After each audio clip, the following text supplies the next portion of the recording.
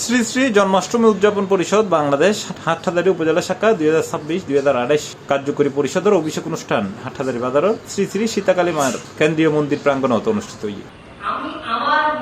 August 14 তারিখ শুক্রবার সকালে মাঙ্গলিক অনুষ্ঠানের মধ্য দিয়ে নবনির্বাচিত পরিষদের সহসভাপতি চন্দননাথ ও সাধারণ সম্পাদক অ্যাডভোকেট কৃষ্ণ প্রসাদ নাথর যৌথ পরিচালনায় অনুষ্ঠানের শুরুতে পবিত্র গীতাপাঠ গজ্জি পরিষদের অভ্যর্থনা সম্পাদক অবিপাল।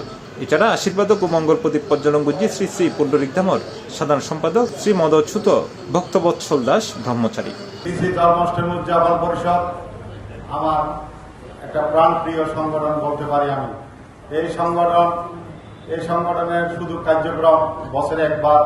যারা থাকতে পারবেন না, সময় দিতে পারবেন না, শুধু এই নবনির্বাচিত কমিটির সভাপতি সম্পাদক আপনাদেরকে বলেছেন আপনাদের শ্রম আপনাদের সময় দিয়ে আমাদের আগামীর যে পরিকল্পনা, যে অনুষ্ঠান, যে প্রোগ্রাম আমরা হাতে নেব, এরপরে হলেও সুন্দর একটা কমিটি উপহার দিতে সক্ষম হয়েছি। পরে নবনির্বাচিত পরিষদের ব্যাক কর্মকর্তারা শপথ বাক্য পাঠ করাইয়ে শ্রী শ্রী জন্মাষ্টমী উদযাপন পরিষদ উত্তর জেলা কমিটির সভাপতি লায়ন মাস্টার অশোকনাথ।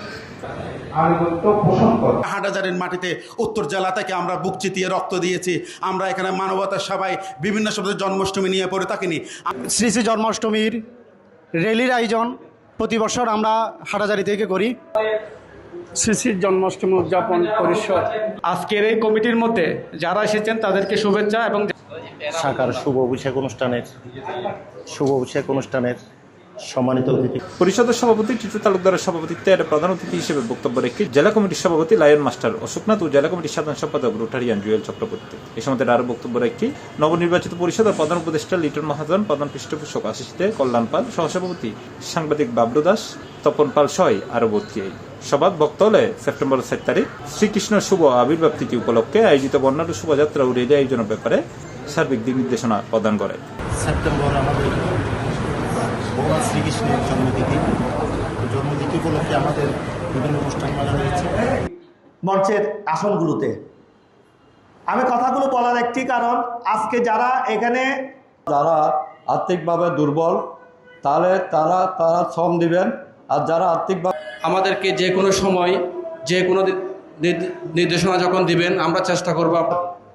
আমার একটা প্রাণপ্রিয় সংগঠন বলতে পারি আমি।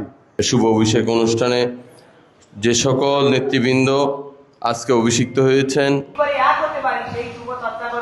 C plus TV, Chittagong.